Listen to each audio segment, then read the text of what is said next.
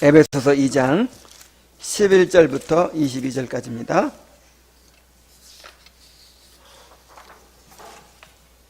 교독하겠습니다.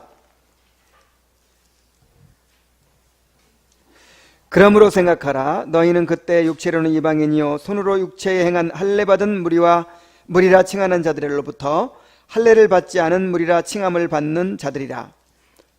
그때 너희는 그리스도 밖에 있었고 이스라엘 나라 밖의 사람이라. 약속의 언약들에 대하여는 외인이요 세상에서 소망이 없고 하나님도 없는 자이더니 이제는 전에 멀리 있던 너희가 그리스도 예수 안에서 그리스도의 피로 가까워졌느니라. 그는 우리의 화평이신지라. 둘로 하나를 만드사 원수된 것 곧 중간에 막힌 담을 육체로 허시고 법조문으로 된 계명의 율법을 폐하셨으니 이는 이 둘로 자기 안에서 한 세 사람을 지어 화평하게 하시고 또 십자가로 이 둘을 한 몸으로 하나님과 화목하게 하려 하심이라. 원수된 것을 십자가로 소멸하시고 또 오셔서 먼 데 있는 너희에게 평안을 전하시고 가까운 데 있는 자들에게 평안을 전하셨으니 이는 이로 말미암아 우리 둘이 한 성령 안에서 아버지께 나아감을 얻게 하려 하심이라. 그러므로 이제부터 너희는 외인도 아니요 다그네도 아니요 오직 성도들과 동일한 시민이요 하나님의 권속이라. 너희는 사도들과 선자들의 터 위에 세우심을 입은 자라. 그리스도 예수께서 친히 모퉁이 돌이 되셨느니라. 그의 안에서 건물마다 서로 연결하여 주 안에서 성전이 되어가고 너희도 성령 안에서 하나님이 거하실 처소가 되기 위하여 그리스도 예수 안에서 함께 지어져 가느니라. 아멘. 자, 우리가 지금 사도신경을 강의하고 있습니다. 자, 오늘 살펴볼 내용은 거룩한 공회와 라는 부분이에요. 성령을 믿사오며 거룩한 공회와 성도가 서로 교통하는 것과 몸이 다시 사는 것과 영원히 사는 것을 믿사옵나이다 하는 내용인데, 이제 이 성령을 믿사오며부터는 성령님과 또 성령님께서 이루시는 구원의 사역을 말하는 것입니다. 그러니까 성령님께 대한 고백이라고도 할 수 있습니다. 그 가운데 거룩한 공회와 라는 말은 이 거룩한 공회와 다음에 뭐죠? 이제 거룩한 공회와 그 다음에 다른 것을 열거하면서 끝에 이 서술어가 뭐예요? 믿습니다 로 끝나죠? 그러니까 거룩한 공회를 믿습니다 이 내용인 거예요. 우리 한번 따라해 봅시다. 거룩한 공회를 믿습니다. 네. 이 교회는 성령의 사역을 통해서 거듭난 사람들의 공동체입니다. 이 교회는 그리스도의 몸이요 성령이 거하시는 전이라고 했어요. 그래서 성령께서 이 교회에 내주하고 계시고 이 교회 안에서 지금 역사하고 계세요. 그래서 그리스도의 몸을 세워 가십니다. 그런데 이 교회를 또 뭐라고 부르냐면은 거룩한 공회라 이렇게 불러요. 뭐라고요? 이 거룩한 공회 이 말을 영어로 하면 Holy Catholic Church예요. The Holy Catholic Church.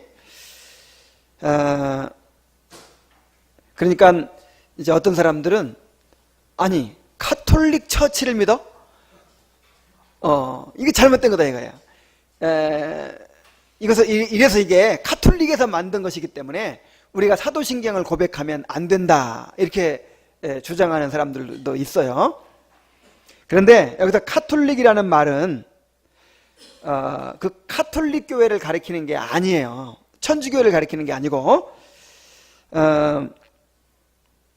보편적인 또는 우주적인 이라는 뜻이에요. 형용사예요. 그래서 The Holy Catholic Church 하면 무슨 뜻이죠? 거룩한 보편교회 그 뜻이에요. 거룩한 보편교회, 거룩한 공교회 그런 뜻입니다. 이 보편교회, 공교회라는 말은 이 카톨릭 처치라는 말은 시대와 장소를 초월해서 지금까지 모든 구원받은 자들과 앞으로 구원받은 자들로 이루어진 하나님의 교회를 말합니다. 자, 하나님 앞에는 교회가 몇 개 있어요? 하나죠. 하나예요. 그러니까 지금까지 모든 구원받은 사람들, 구약시대를 포함해서 모든 구원받은 사람들과 현재 모든 구원받은 사람들과 그리고 앞으로 미래에 구원받은 사람들 모두를 합쳐서 하나님 앞에는 한 교회란 말이에요. 요걸 무슨 교회라고 불러요? 보편교회 또는 공교회 이렇게 부른단 말이에요. 그런데 천주교에서는 자기들이 그런 보편교회라는 거야. 자기들이 공교회라고 주장을 해요. 그래서 이름도 뭐라고 하죠? 카톨릭이라고 하죠. 카톨릭. 그런데 우리가 공교회, 보편교회를 이야기할 때는 보이지 않는 교회를 말하는 거예요. 우리가 교회의 본질에 대해서 설명할 때 두 가지를 얘기했었죠. 보이는 교회와 보이지 않는 교회. 자, 보이지 않는 교회, 또 보이는 교회. 그러니까 이 보이지 않는 교회가 바로 이제 하나님 앞에 하나인 그런 과거의 모든 구원받은 사람들 또 미래의 모든 구원받은 사람들이 다 모인 그 하나의 교회죠. 이런 교회는 보여요, 안 보여요? 보이지 않죠.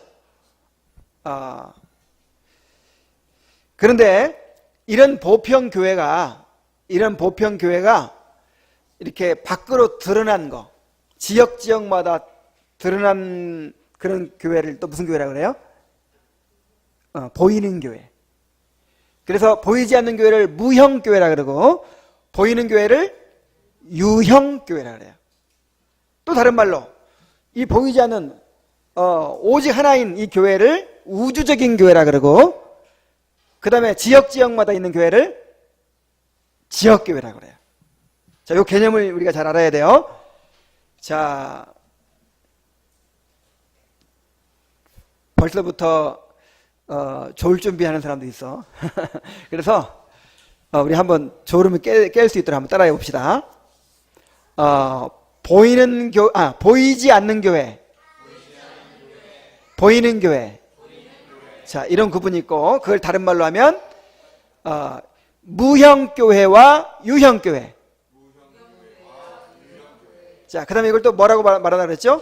우주적인 교회와 지역교회. 그래서 성경에서 교회라는 말을 할 때도 어떤 개념으로 말했나를 구별해야 되겠죠? 예를 들어서 교회는 그리스도의 몸이요 할 때 무슨 교회를 말한 거예요? 무형교회를 말하는 거죠. 그 다음에 고린도에 있는 하나님의 교회 할 때는 무슨 교회를 말한 거예요? 유형교회, 지역교회, 보이는 교회를 말하는 거죠. 교회는 그의 몸이니 만물 안에서 만물을 충만케 하시는 자의 충만이니라. 이렇게 할 때는 무슨 교회? 무형교회, 보이지 않는 교회, 우주적인 교회를 말하는 것이죠. 그래서 카톨릭의 주장은 보이는, 현재 눈에 드러나 보이는 이 카톨릭 단체, 요게 보편교회라는 거야. 이 맞아요, 틀려요? 잘못된 거죠? 여기서 보편교회, 공교회 하는 거는 이 보이지 않는 교회를 말하는 거란 말이에요. 그래서 거룩한 공회와 또는 거룩한 공회를 믿사오며 하는 고백은 뭐냐? 하나의 보편교회를 믿습니다. 그 뜻이에요. 자, 우리 따라해 봅시다. 하나의 보편적인, 하나 빼먹었네. 하나의 거룩한 보편적인 교회를 믿습니다. 다시 하나의 거룩한 보편교회를 믿습니다. 바로 그런 고백이에요. 자, 앞으로 이제 우리 사도신경으로 신앙 고백할 때 거룩한 공회와 이 말은 내가 거룩한 공회를 믿습니다, 그런 뜻인데, 하나의 거룩한 보편적인 교회를 믿습니다, 그런 뜻이에요. 그래서 여기서 우리가 지금 이제 이 교회의 속성에 대한 믿음을 고백하는 거거든요. 무슨 믿음? 그러니까 여러분 교회를 믿어요? 하나님의 교회를 믿어요? 근데 뭘로 알고 믿어? 그냥 자기 생각대로 믿으면 안 된다니까. 이 교회가 무엇인 줄 알고 믿냔 말이에요, 여러분들. 그래서 그 믿음을 명확하게 해야 된단 말이에요. 내가 교회를 어떻게 믿는지. 어떻게 믿냐면은 하나의, 그 다음에 거룩한, 그 다음에 보편적인 교회를 믿는다, 그런 뜻이에요. 이렇게 안 믿으면 안 되는 거예요. 그래서 하나의, 이거를 좀 어려운 말로 통일성이라 그래요. 그 다음에 거룩한 이것을 거룩성이라 그래요. 그 다음에 보편적인 이것을 보편성이라 그래요. 그래서 교회의 속성 하면 세 가지를 얘기하는 거예요. 이거 정말 알아둬야 돼요. 자, 교회의 속성 세 가지를 말해보시오. 서술하시오. 뭐예요?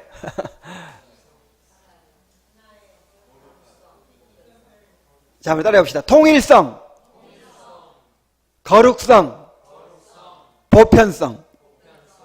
그러니까 내가 이 교회를 내가 믿는데, 이 교회를 어떤 존재로 믿냔 말이에요.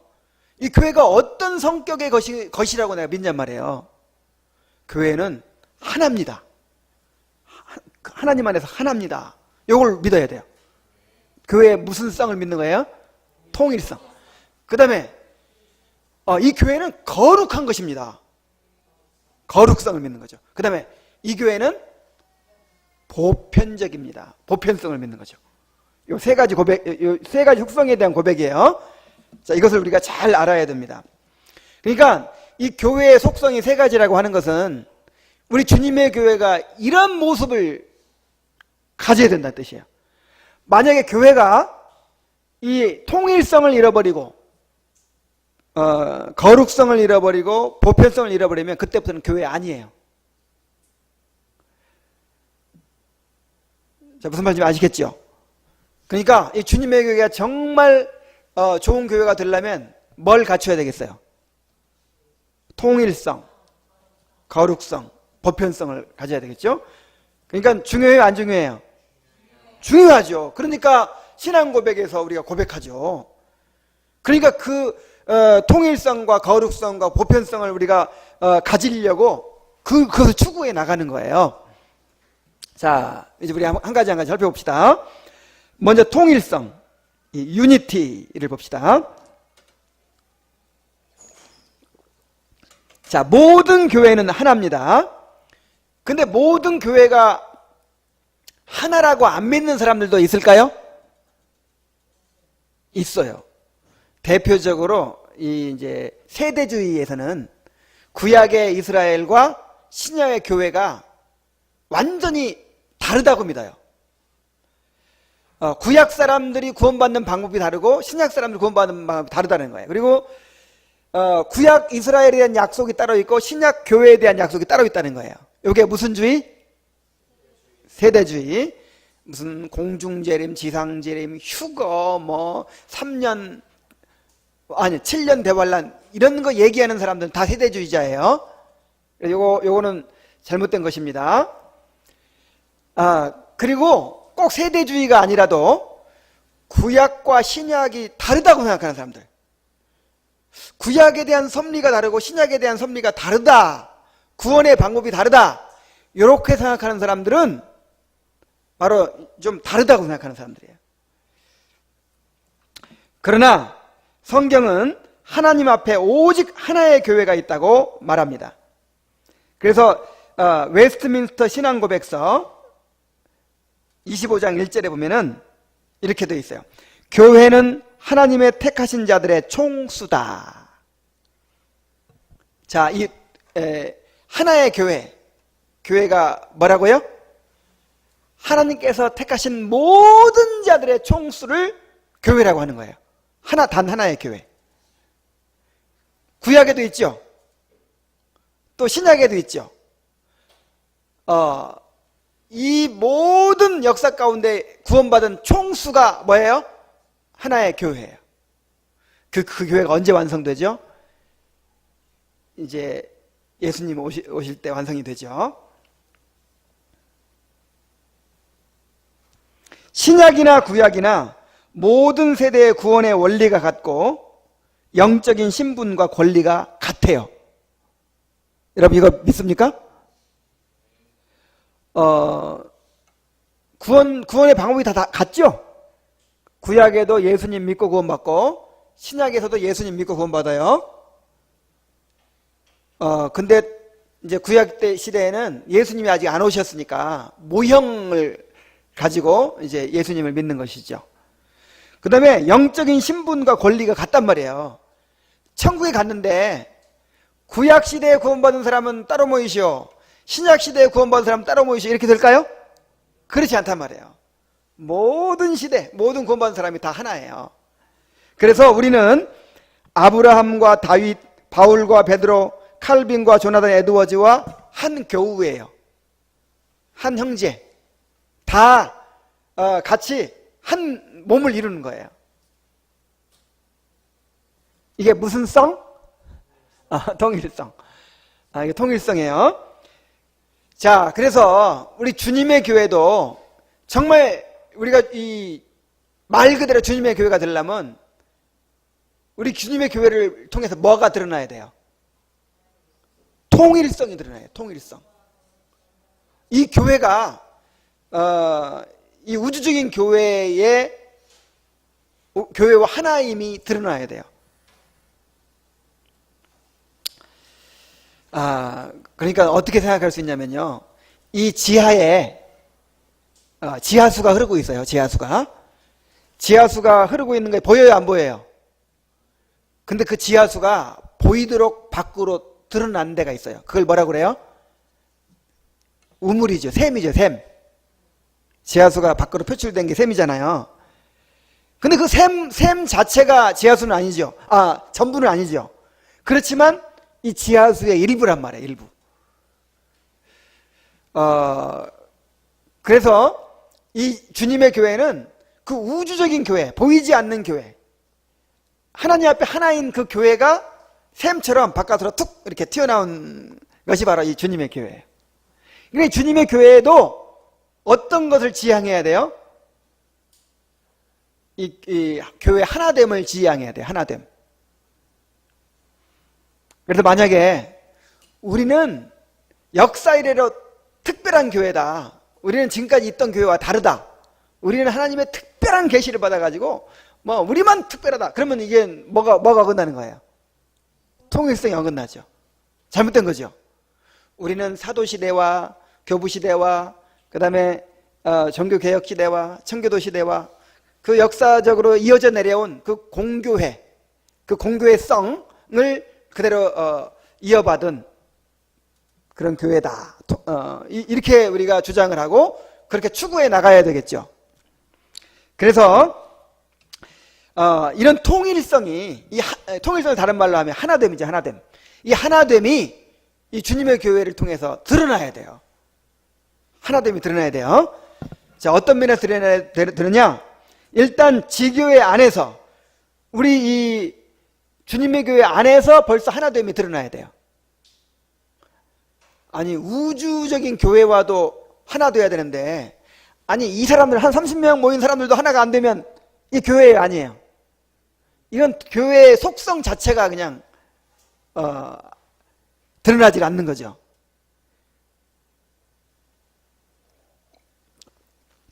그리고 이 지교회 안에서도 하나됨을 드러내야 되지만 다른 교회들과의 관계에서도 하나됨이 드러나야 돼요.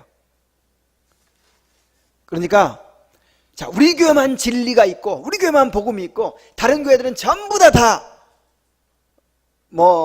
교회도 아니다. 그러면 이게 하나됨을 부정하는 거죠. 그래서 우리는 우리 교회 안에서도 하나됨을 추구해야 되고 밖으로도 하나됨을 추구해야 됩니다. 밖으로도.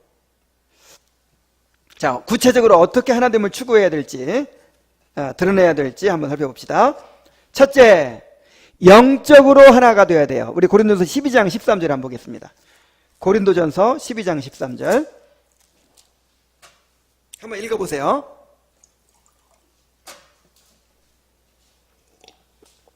자, 시작.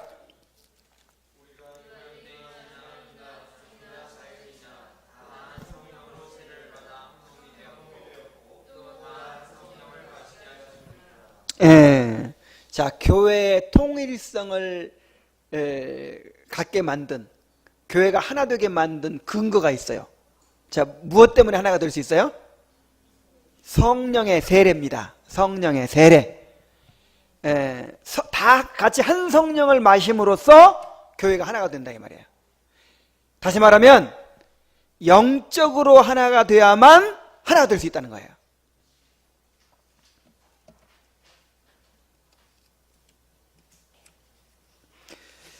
그러니까 아무리 하나 되자, 우리는 하나다, 그래 주장을 해도 성령으로 거듭나지 못하면 하나가 될 수 있어요, 없어요? 없죠. 성령으로 거듭나지 못하면 하나가 될 수 없습니다. 그러니까 우리가 하나 되려면 어떻게 해야 되겠어요? 성령으로 거듭나야죠. 성령 세례를 받아야죠. 그래서 우리는 다른 방법으로 하나 추구하는 거 아니에요. 우리 전라도 사람끼리 한번 하나 되자. 아니면 우리 경상도 사람끼리 하나 되자. 우리 청년들끼리 통하니까 하나가 되자. 이런 인간적인 방법으로 하나 되는 게 아니라 성령으로 하나가 돼야 되는 거예요. 성령으로. 성령 안에서. 그러려면 거듭나야 돼. 아무리 나하고 대화가 통하고 말이 통하고 서로 죽고 못 살아도 거듭나지 않으면 하나 될 수 없어요.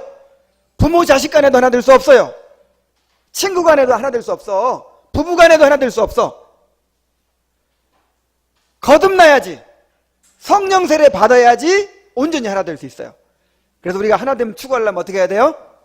모두가 다 거듭나서, 모두가 다 성령 세례 받아서 그리스도의 몸을 이루도록 해야 됩니다. 그 다음에 두 번째로는 진리 안에서 하나 돼야 돼요. 에베소서 4장 13절 한번 또 찾아보겠습니다. 에베소서 4장 13절.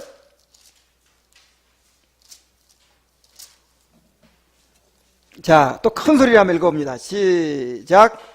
우리가 다 하나님의 아들을 믿는 것과 아는 일에 하나가 되어 온전한 사람을 이루어 그리스도의 장승한 분량이 충만한 데까지 이르니니. 그랬죠? 자, 하나 되어야 되는데 어디서 하나가 될 수 있어요?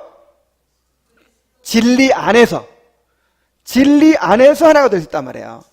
그래서 그리스도를 아는 일과 믿는 일이 하나가 되어 그랬잖아요. 진리를 벗어나서는 절대로 하나가 될 수가 없습니다. 그래서 근데 이게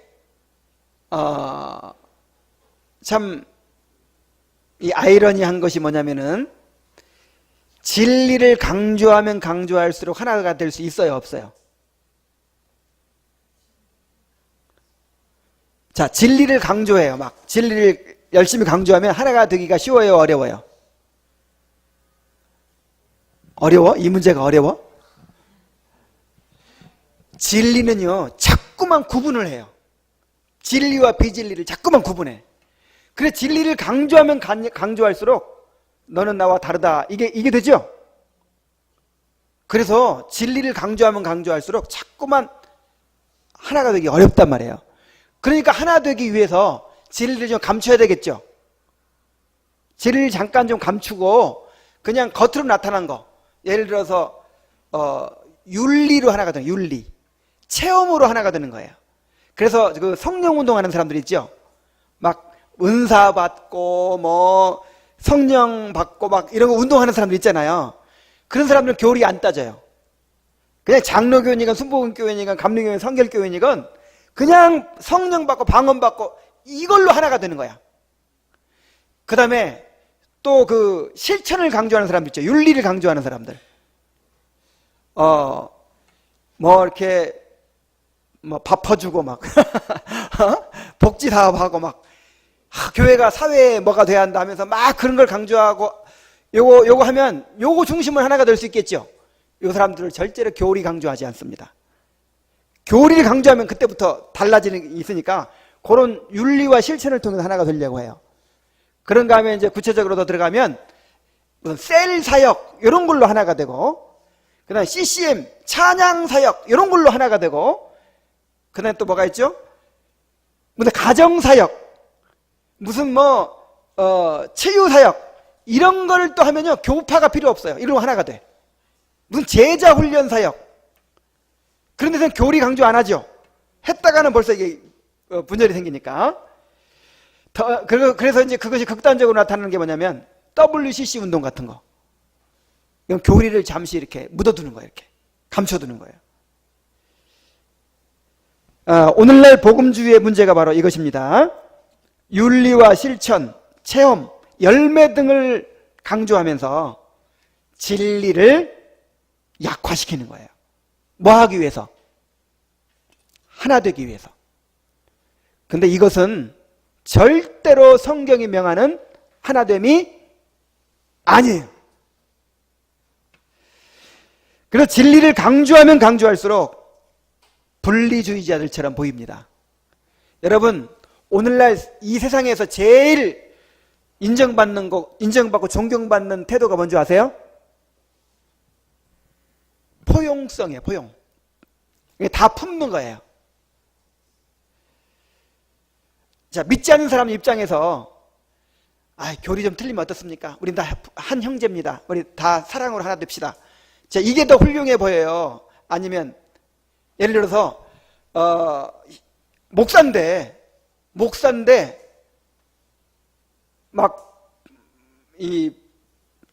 불교도 받아들이고, 인정해 주는 거예요. 불교에도 다 구원의 길이 있습니다. 그리고 죽은 사람한테 절 좀 하면 어떻습니까? 하나님이 이것도 이해를 못할 뿐입니까? 해가면서 제사 드려도 좋습니다. 술 한 잔 마셔도 좋습니다. 동성애, 이거 그리스도의 사랑으로 다 포용해야 됩니다. 자, 이런 사람이 더 존경받겠어요? 아니면 진리, 교리를 따지면서 이거는 하나님의 말씀에 어긋납니다. 이건 안 됩니다. 자, 이런 사람이 존경받겠어요? 자, 오늘날 미덕이 뭐라고요? 이 포스트 모더니즘이라고 하는 이 시대의 사조에 따라서 가장 인정받는 게 뭐냐면 포용성이에요. 포용성. 그럼 훌륭한 거예요. 이야, 그릇이 크다. 마음이 넓다. 이 포스트 모던 시대에는 절대적인 게 없어요. 다 상대화되어 있어요. 심지어 이 부부라는, 사랑이라는 단어가 제정이 되고 있잖아요. 원래 사랑이 뭐예요? 부부가 뭐예요? 남자와 여자가 만나서 사랑하고. 근데 그러면 안 된다는 거야. 이제는 동성애를 어떻게 하는 거야, 이게? 이 성적 소수자들을 무시하는 것이기 때문에 이제 재정의해야 된다는 거야.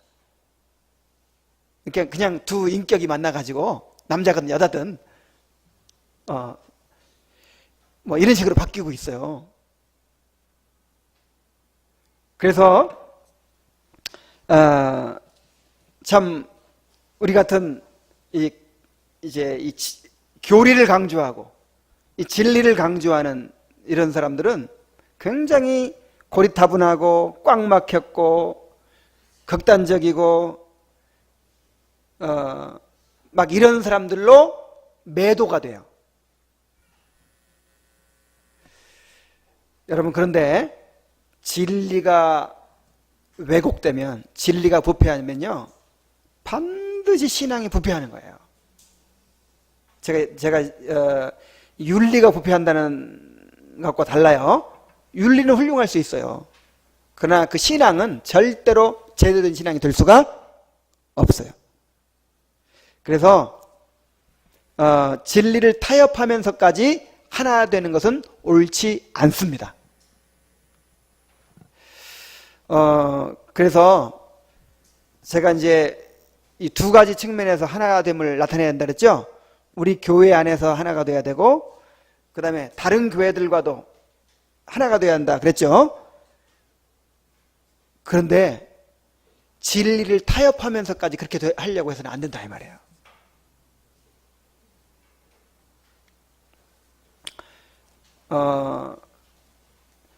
교인 수가 한 100명밖에 안 되는데, 200명밖에 안 되는데도 정말 얼마나 막 이 속이 터지는지. 장로님은 신비주의자야. 여기 권사님은 번영신학 추종자야.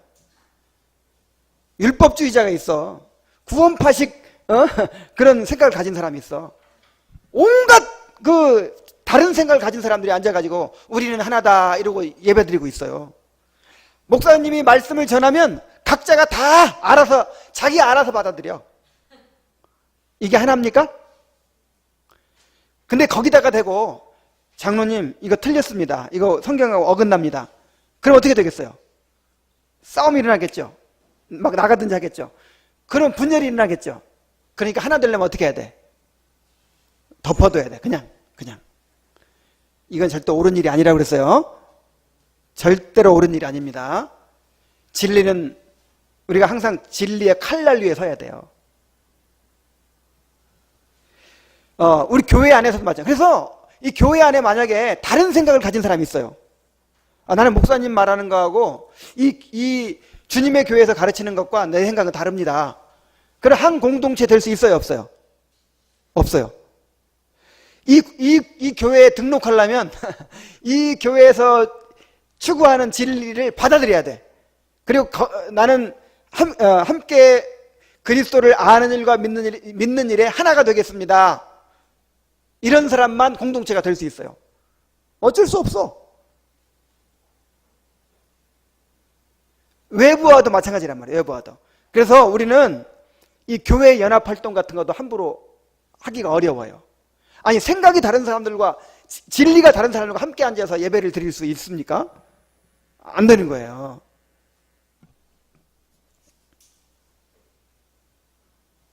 여러분, 이런 일에 확신을 가지시기 바랍니다.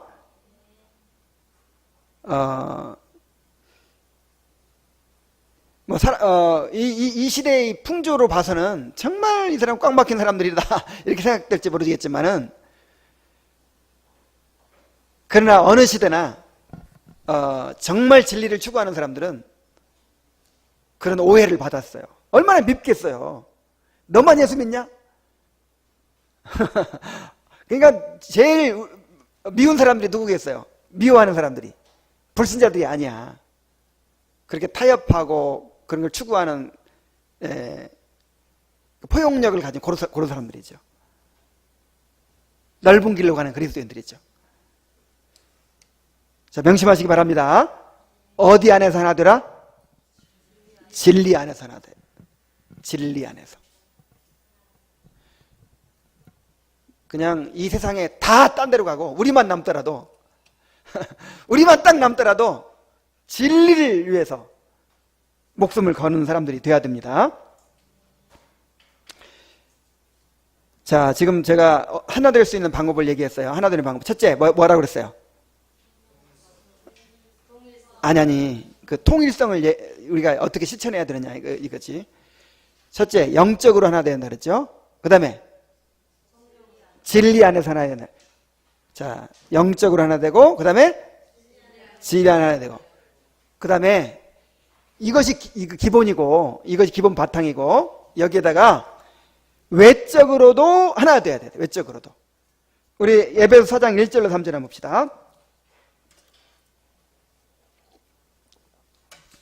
그러므로 주 안에서 갇힌 내가 너희를 권하노니 너희가 부르심을 받은 일에 합당하게 행하여 모든 겸손과 온유로 하고 오래 참음으로 사랑 가운데서 서로 용납하고 평안에 매는 줄로 성령이 하나 되게 하신 것을 힘써 지키라 그랬어요. 한번 따라해 봅시다. 성령이 하나 되게 하신 것을 힘써 지키라. 이건 이제 외적으로 하나 되는 건데, 여러분 같이 거듭난 사람들이에요. 그래서 성령으로 하나 됐어. 그 다음에 또 진리가 같아. 그래서 하나 됐어. 그러면 하나 되나요? 이 바탕은 하나지만 서로 같이 하나 되려고 모이니까 어떻게 돼요? 서로 찌르고 그냥 부딪히고 안 맞는 게 많죠? 부부가 결혼을 해도 그렇잖아요. 근데 각기 다른 개성을 가진 사람들이 하나 모였으니 어떻게 되겠어요? 그래서 하나 되려면 어떤 노력이 필요하냐? 모든 겸손과 온유로 하고 오래 참음으로 사랑 가운데 서로 용납하고 이런 게 필요한 거예요. 자, 오래 참으라, 용납하라 이런 말은 자, 상대가 어떤 사람들이라는 뜻이에요? 힘든 사람들이라는 뜻이죠? 다 그냥 너무 좋은 사람들이고 착한 사람들이고 그냥 나하고 맞는 사람들이고 이런 게 아니란 뜻이에요. 그럼 오래 참을 필요가 있어요, 없어요? 없지. 뭐 사랑 가운데 용납하고 이런 말 할 필요가 없지. 그래서 정말 우리가 하나 되려고 그렇게 우리가 한 몸을 이루어 가는 일은 쉬워요, 어려워요? 어렵습니다. 조금 어려워요, 많이 어려워요? 그래서 성령의 하나 되게 하신 것을 힘써 지키라 이렇게 말씀하신 거예요. 정말 오래 참아야 됩니다. 오래 참아야 돼요. 이거 사회하고 달라요.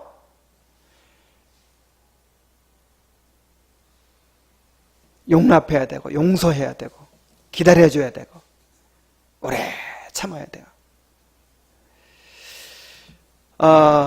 또 히브리서 10장 24, 25절에 보면은 서로 돌아보아 사랑과 선행을 격려하며 모이기를 패하는 사람들이 어떤 사람들의 습관과 같이 하지 말고 오직 권하여 그날에 가까움을 볼수록 더욱 그리하자.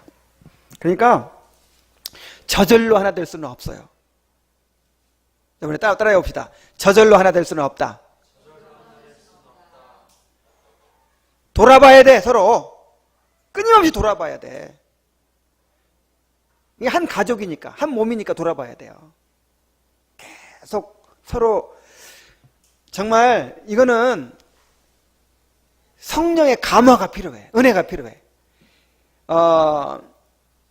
여러분 우리가 일주일 살면서 그 중에 몇 프로나 나 말고 다른 사람 염려하고 다른 사람 생각하고 다른 사람 관심 갖습니까? 일주일 내내 자기 사랑에 그냥 똘똘 뭉쳐서 그렇게 살 때가 많죠? 내 생각만 하는 거야, 내 생각만. 내 코가 석자고 내 발등에 불이 떨어졌고 내 걱정이 더 큰 거야. 그냥 내가 억울하고 내가 위로받아야 되고 언제 남을 돌아봐. 그래서 우리가 성령이 필요한 거예요. 은혜가 필요한 거예요.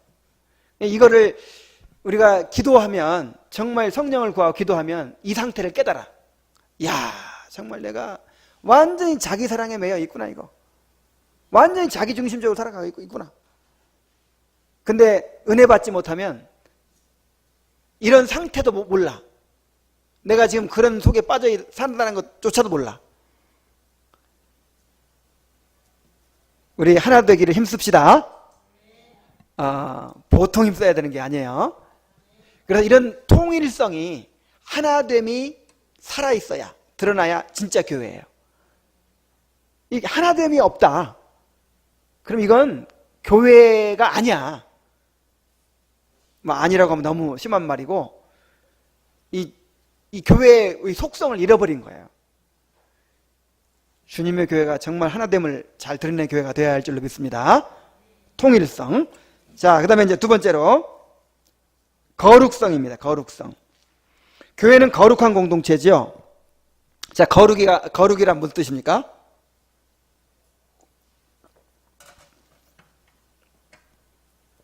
자, 거룩이 무슨 뜻이에요? 하나님을 위해서 구별되었다, 그 뜻이에요.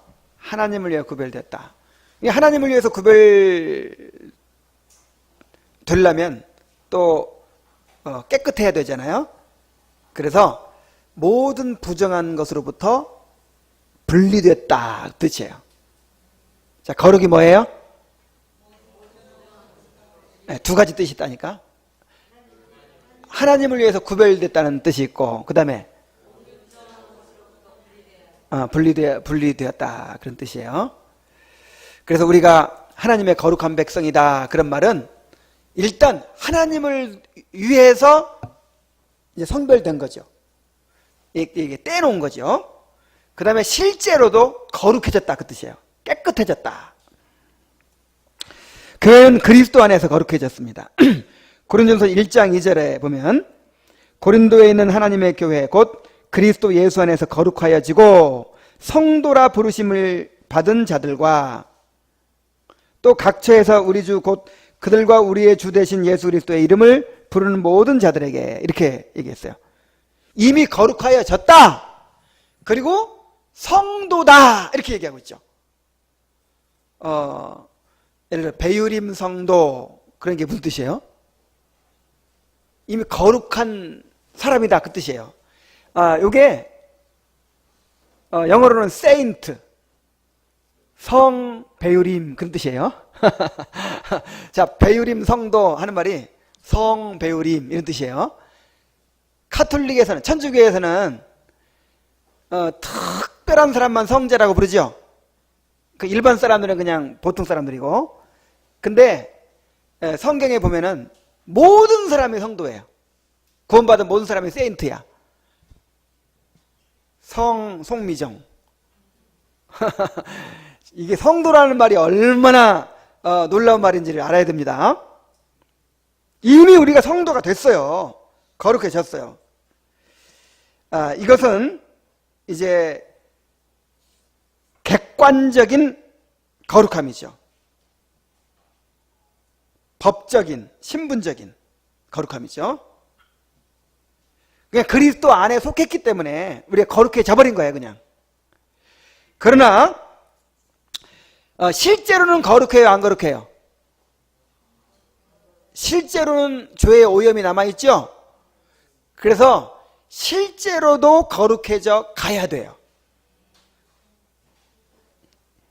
객관적으로 거룩해진 사람들이, 그리스도와 연합해서 객관적으로 거룩해진 사람들이 주관적으로도 거룩해져 가는 것입니다. 그리스도 안에서 신분적으로, 법적으로 이미 거룩해졌어요. 이런 사람들이 이제 경험적으로, 상태적으로도 거룩해져 가는 것이죠. 자, 그런데 우리가 거룩해져 가야 됩니다. 거룩해져 가야 되는데 이 두 가지 면에서 거룩해져 가야 돼요. 두 가지 면에서. 한 가지는 교리적으로 거룩해져 가야 돼요. 자, 어떻게 거룩해져 가야 한다고? 그러니까 여러분, 우리는 이 부패라고 하면 이 도덕적인 것만 생각해서는 안 돼요. 자, 이 중세에 로마 카톨릭이 부패했죠. 그래서 종교개혁이 일어났죠. 자, 뭐가 부패했다는 뜻이에요? 도덕적으로 부패했어요? 교리적으로 부패했어요? 교리적으로 부패했어요. 그러다 보니까 결과적으로 도덕적으로도 부패한 거예요. 어떤 부패가 더 심각해요? 교리적인 부패가 더 심각한 거예요. 여러분, 이거 잘 생각해야 돼요. 이 윤리적인 거룩함보다 더 중요한 것이 교리적인 거룩함이에요. 진리로 거룩해져야 돼요. 진리에서.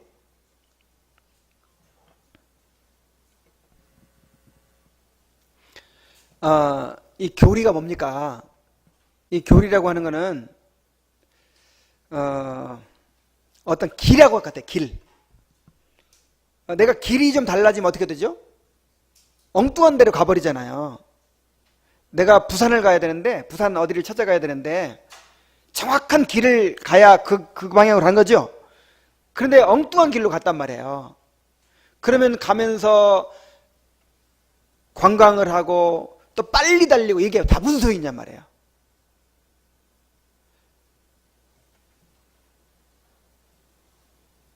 교리적으로 부패하면, 그러니까 이 성경에서는요, 이 교리가 좀 잘못되고 믿는 바가 잘못되면 이걸 부패로 봅니다.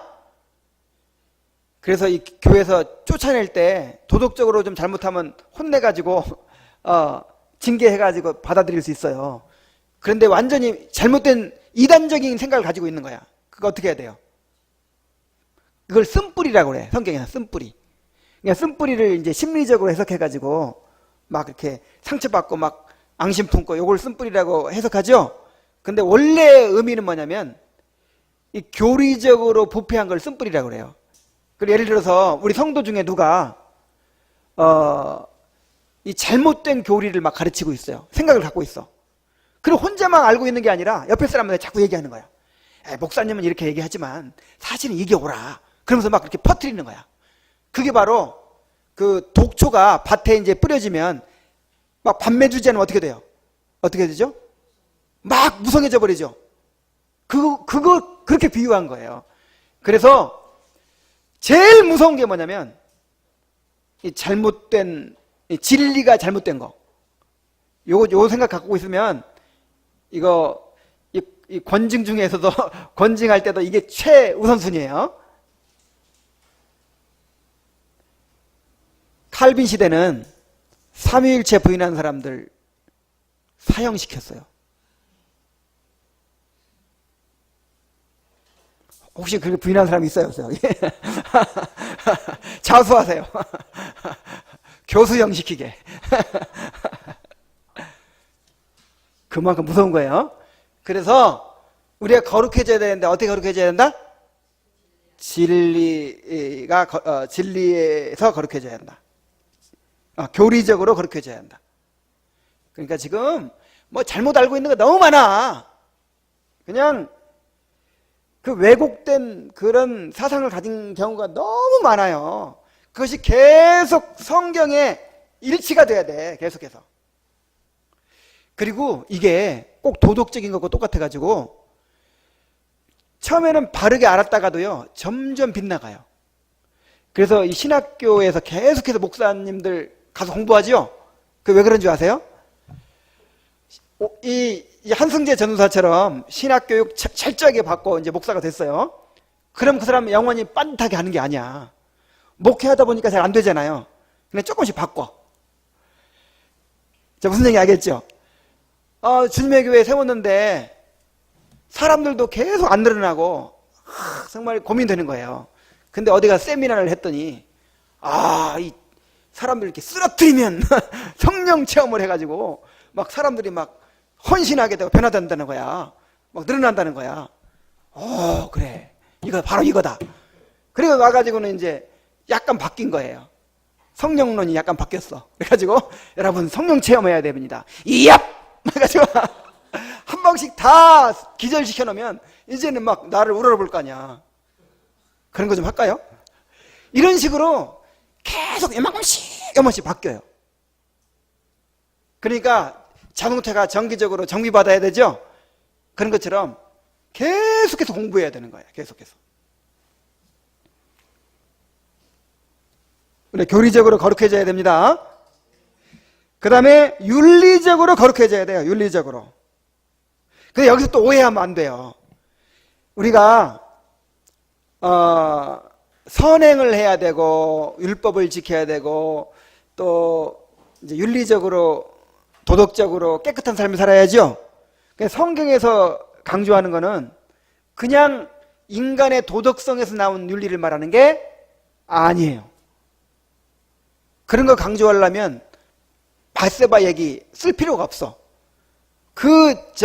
신앙 위인들의 그 도덕적으로 불완전한 거 그거 얘기할 필요 있어요? 없어요? 필요가 없어요.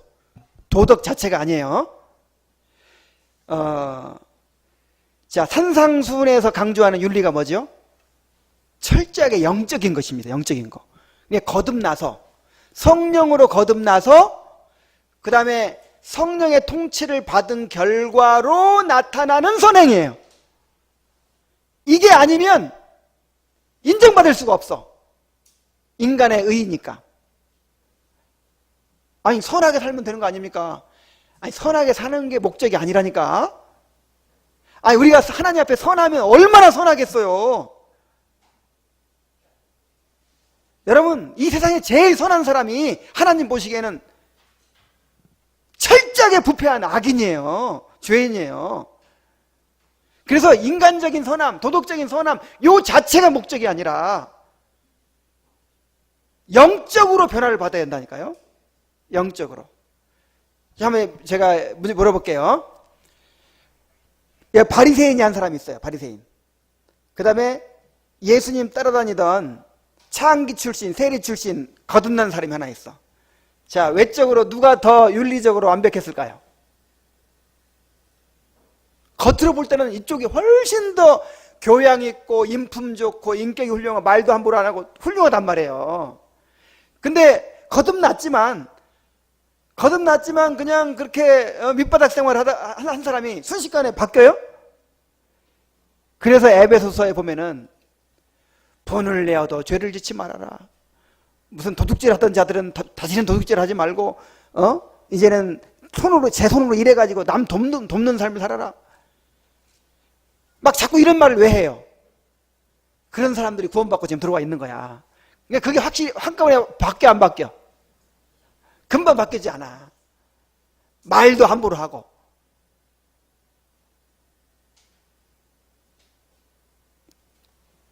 그래서 내가 지금 얘기하는 게 무슨 얘기인지 알겠죠? 이게 그냥 인간 본성의 그 도덕성을 얘기하는 게 아니란 말이에요. 이게 목적이 아니에요. 이게 목적이면 슈바이처 같은 사람, 진짜 이게 목적이면 자유주의자들이 최고예요. 그 사람들은 진짜 환경운동, 수돗물도 함부로 안 써. 정말 얼마나 참 모든 사람 다 포용하고 진짜 훌륭한 사람들 많아요. 근데 거듭나지도 않았고 진리도 왜곡돼 있죠. 이런 거 원하는 게 아니에요. 이건 자기의야, 자기의, 인간의 의. 하나님은 바른 진리 가운데서 성령으로 거듭난 결과로 나타난 그런 선행을 요구하시는 거예요.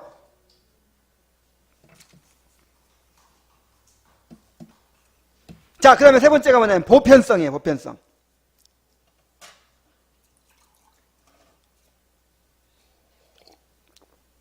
자, 보편성이라는 게 뭐냐면 이 세상의 인종, 성별, 지위, 교육, 정도 등등의 모든 차이를 넘어서는 그런 공동체라는 뜻이에요. 구약교회는 보편적이지 못했죠. 아브라함의 자손만 교회의 일원이 됐어요. 구약교회. 이방인들은 제외가 되어 있었죠. 그러나 그때에도 보편적인 교회를 지향하고 있었어요. 창세기 26장 4절에 보면은 내 자손을 하늘의 별과 같이 번성하게 하며 이 모든 땅을 내 자손에게 주리니 내 자손으로 말미암아 천하 만민이 복을 받으리라. 자, 누가 복을 받으리라?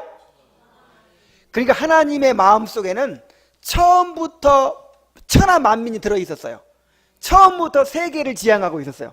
그러니까 이스라엘 백성 택한 목적이 이스라엘 백성만 하나님의 백성 삼겠다는 뜻이 아니고 이스라엘 백성을 제사장 민족으로 삼아가지고 복음을 전해서 천하 만민이 구원받게 하겠다, 이 뜻이었어요.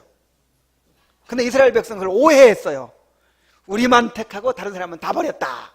그러니까 우리만 선민이다. 그러면서 배타적인 태도를 가졌죠. 그런데 이제 신약교회에 와서는 하나님이 처음부터 의도하셨던 보편적인 성격을 교회가 그대로 드러내게 됩니다. 우리가 이제 아까 읽은 본문에서 봤듯이 그리스도께서 유대인과 이방인 사이에 담을 허시고 그리스도 안에서 하나가 되게 하셨어요. 그래서 누구나 그리스도 안에서 아브라함의 자손이 되고 약속에 참여하는 자가 되었습니다. 이제 교회는 죄가 만들어낸 모든 차별을 극복한 공동체가 됐어요. 자, 보세요. 차별이라는 게 있죠. 차별. 그러니까 나는 너와 달라. 너와 함께하기 어려워. 함께할 수 없어. 이게 차별이죠. 어떤 차별이 존재합니까? 부자와 가난한 자의 차별. 야, 요즘 학교 가면요, 아파트 평수에 따라 노는 애들이 다르대요. 초등학생들이. 그리고 이제 이렇게 초등학교가 있는데 큰 아파트에서도 오고 작은 아파트에서도 오는데, 큰 아파트 엄마들이 작은 아파트에서 온 애들 이 학교에 들어오지 못하게 하라고 막 데모하고 막 그래요. 왜냐하면 아이들이 버려놓는다고. 그러니까 부자와 가난한 자가 차별이 있죠. 그 다음에 지금은 없지만 옛날에는 종과 자유인의 차별이 있죠. 남자와 여자가 차별이 있죠. 그 다음에 배운 사람과 못 배운 사람의 차별이 있죠. 그 다음에 성격이 다르다고 차별이 있죠. 내 스타일이 아니야 뭐 이런 거. 자, 이 모든 차별은 왜 존재할까요? 죄로 인해서 존재하는 거예요. 모든 차별은. 그런데 이 모든 차별을 누가 철폐했어요? 예수께서 다 무너뜨리셨어요. 그래서 그리스도 안에서는 아까 우리 읽은 고린도전서 12장 13절 말씀처럼 종이나 자유자나 유대인이나 이방인이나 여자나 남자나 할 것 없이 그리스도 안에서는 하나다 그랬잖아요. 요게 보편성입니다. 보편성. 갈라디아 3장 28절에도 너희는 유대인이나 헬라인이나 종이나 자유인이나 남자나 여자나 다 그리스도 예수 안에서 하나이니라. 자, 이런 보편성으로 인해서 교회가 세상에 빛이 되는 거예요. 자 보세요. 예수님 당시에 예수님 당시가 아니라 이제 그 초대교회 당시에 예를 들어서 에베소 교회를 봅시다. 에베소 교회. 아니면 고린도 교회를 봅시다. 거기에는요, 어떤 사람들이 모여 있냐면은 노예들이 있어요. 노예들이 몇 먼저 믿었어요? 여자들이 있어요. 자, 그 노예들을 물건 취급하는 노예 주인들이 있어요. 여자들을 사람 취급도 안 하던 남자들이 있어요. 그 다음에 이방인들을 개로 여기던 유대인들이 있어요. 그 다음에 유대인들이나 이런 사람들을 야만인으로 여기는 헬라인들이 있어요. 또 힘으로 세계를 지배하면서 다 무시하는 로마인이 있어요. 자, 하나 될 수 있겠어요? 없겠어요? 이거는 어떻게 섞일 수 있어요? 이 사람들이. 근데 이방인과 유대인이, 종과 자유인이, 그 다음에 여자와 남자가, 헬라인과 야만인들이 한 교회에서 형제님, 자매님 하면서 한 가족을 이뤘다니까요. 이보다 더 큰 기적이 없었어요. 이보다 더 큰 기적이 없는 거예요. 아니, 어떻게 이런 차별을 극복하냐 말이에요. 그래서 이것이 강력한 증거가 된 거예요. 초대교회 당시에는 전도도 없었어요. 그냥 그 공동체를 이룬 것 자체가 하나님 나라의 증거야. 이야, 하나님 나라가 진짜 있다. 과연 하나님이 살아계시다. 뭘 보고? 이 하나 된 공동체를 보고. 자, 우리나라에도요,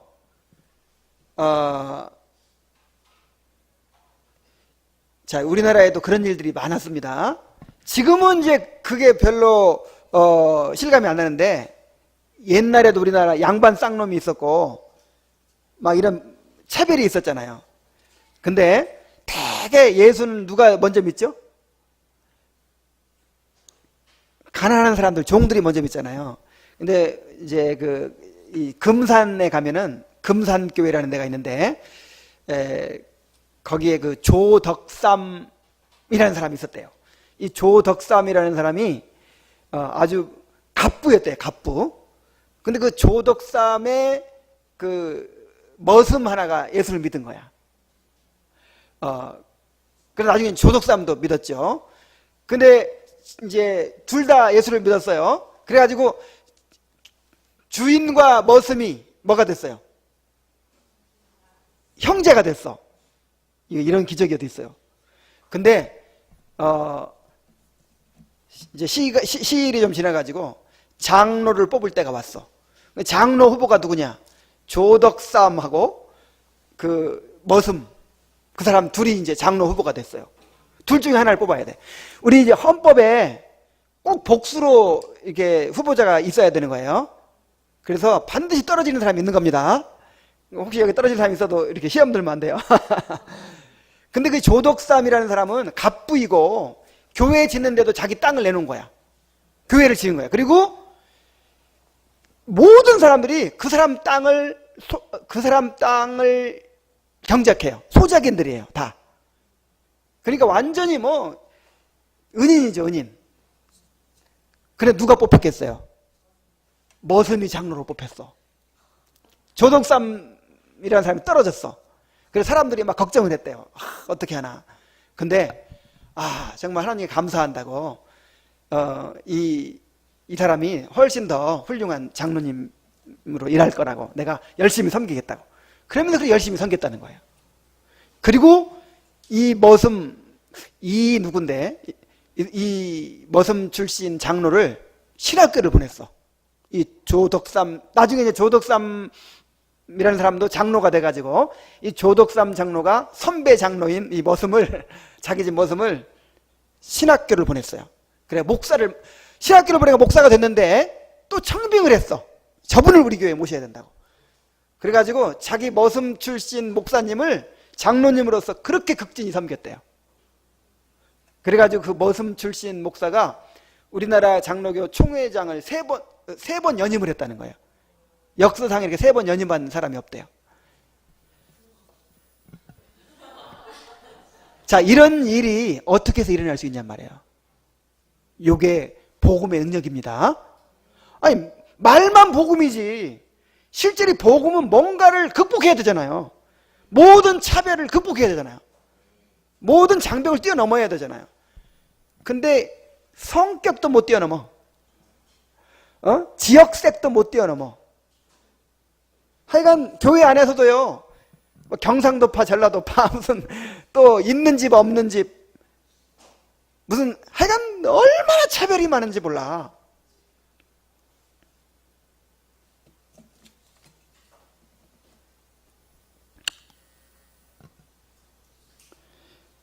그래서 우리 주님의 교회가 진짜 주님의 교회가 되려면 어떤 속성을 가져야 돼요? 이 보편성을 드러내야 돼요. 말하자면 차별이 없는 교회가 돼야 돼요. 교회 안에 있는 모든 차별을 없애도록 노력해야 됩니다. 부자와 가난한 자, 남자와 여자, 성직자와 평신도, 또 세대 차이, 지방색, 모든 차이를 극복해야 돼요. 성격 차이도 극복해야 돼. 느려 터진 사람, 성질 급한 사람, 이런 거 다 극복해야 돼. 물론 교회 질서를 위해 주어진 정당한 구별은 필요합니다. 은사와 직분, 남녀의 역할, 이런 것들은 필요하지만 뭐 차별을 없애야 된다고 해서 엉뚱하게 이런 것까지 없애버리는 데도 많아요. 남녀 차별 없애야 된다 그러면서 이제 여자 목사를 막 세우는 거예요. 막 이런 거. 그 다음에 목사와 성도 차별도 없애야 된다. 그래가지고 성도가 설교도 하고 막 그런 것까지 하면 안 돼요. 이 은사와 직분에 있어서는 구별이 필요합니다. 그러나 모든 사람에 대한 차별이 다 없어져야죠. 그러기 위해서는 모든 사람에게 복음을 전해야 되겠죠. 자, 이런 생각하면 안 돼요. 야, 우리 교회가 좀 판사, 검사 아니면 좀 이렇게 있는 사람들, 막 힘 있는 사람들만 많이 모인 교회가 됐으면 좋겠다. 되겠어요, 안 되겠어요? 그럼 나부터 나가야 돼. 아니면 우리 교회는 청년들, 막 힘 좋은 청년들만 모이는 교회가 되면, 청년 교회가 되면 얼마나 좋을까? 좋아요, 안 좋아요? 이거 나쁜 교회야. 이게 어떤 특수한 계층만 모이는 교회는 아주 이건 보편성이 안 드러나죠, 잘. 그래서 교회는 다양해야 돼. 노인도 있어야 되고, 애기도 있어야 되고, 청년도 있어야 되고, 남자도 있어야, 여자도 있어야 되고, 무식한 사람도 있어야 되고, 유식한 사람도 있어야 되고, 교회가 다양해야 됩니다. 그래 다양하다 보면은 뭔가 이렇게 일사불란하게 할 수 없을 수도 있어요. 그죠? 그냥 청년들만 딱 모여가지고 막 차례 열중시해 가면서 막 일사불란하게 하면 더 좋을 것 같은데, 그런 일사불란함보다 가족은 일사불란하지 않잖아요. 그냥 할머니는 걸음도 못 걷지, 그냥 애기는 업어야 되지, 막 다 챙기려면 가족은 일사불란하지 않죠. 그냥 설득이 필요하고 대화가 필요하고 기다려주는 게 필요하고 배려가 필요하고, 이런 게 진짜 가족이고 이런 게 진짜 교회입니다. 그러기 위해서는 모든 사람들에게 복음을 전해야 돼요. 아, 이 사람은 보니까 이거 안 되겠다. 이 사람은 너무 못 배운 사람이라 이거 개혁신앙을 이해를 못할 것 같아. 안 돼. 자, 이런 거 안 돼요. 신천지에서 그렇게 한다고 하죠. 뭐 장애인이나 뭐 노인이나 이런 사람 전도도 안 한다면서요. 이러면 안 되는 거예요. 우리는 모든 계층, 모든 사람들에게 복음을 전해서 모든 사람들이 이 교회에 들어오도록 해야 됩니다. 자, 이제 결론을 맺겠습니다.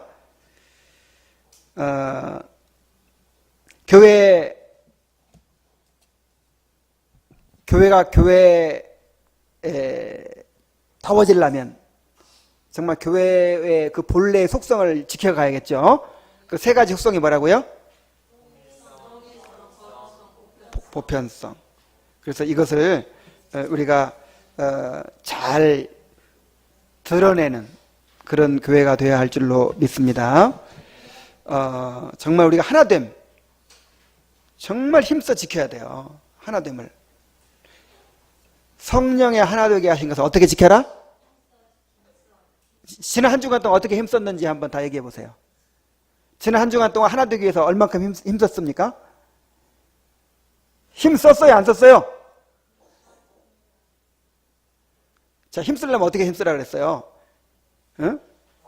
서로 돌아보고, 모이기를 힘쓰고, 서로 연락도 하고, 서로 사랑으로 섬기고, 막 그렇게 해야 되겠죠? 자, 그럼 힘쓰시기 바랍니다. 그 다음에 또 어디서 어떻게 하나 돼야 한다고? 진리 안에서도 하나가 돼야 된다 그랬죠. 그래서 내가 아까 이 얘기를 빼먹어서 한마디 덧붙이는 거예요. 아까 그 한나자매가 오늘 못 왔잖아요. 근데 오늘 실시간 방송을 보고 은혜 받았다고 이렇게 문자 넣었죠? 그럼 보면서 순간 어떤 느낌이 들었어요? 야, 하나다. 그런 느낌이 들었죠?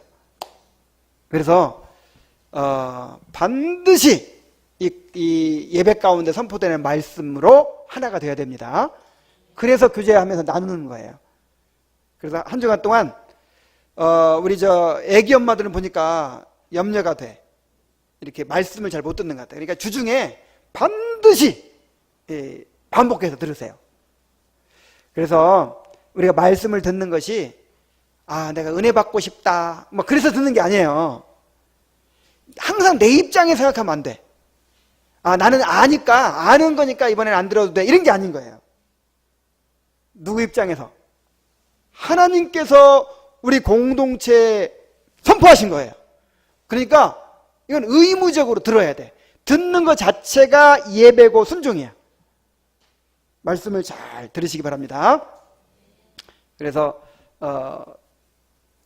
진리 안에서, 성령으로 진리 안에서, 또 실제적으로도 하나 되기를 힘써야 되겠고, 그 다음에 거룩성, 우리가 이 교리적인 면에서, 윤리적인 면에서 거룩해지기를 힘써야 되겠고, 세 번째로 모든 차별을 극복하고, 그러니까 나 저 사람하고는 잘 안 맞아, 뭐 이런 거 안 맞으면 어떻게 하죠?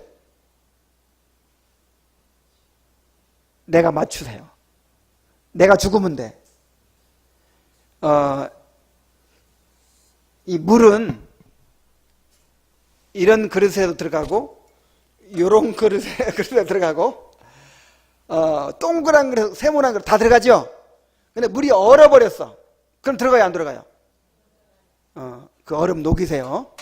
그래가지고 그냥 아무 데나 들어갈 수 있는 그런 사람들 돼야 돼요. 그래서 우리가 성화가 되는 거예요. 내가 포기되고 굴복되고 내가 깨어지고 상대방에게 맞추어주는 이런 걸 통해서 내가 성화가 이루어지는 거예요. 교회의 세 가지 속성 다시 한번 통일성, 거룩성, 보편성 이 세 가지를 잘 드러내는 그런 교회가 됩시다. 기도하겠습니다. 하나님 아버지, 오늘은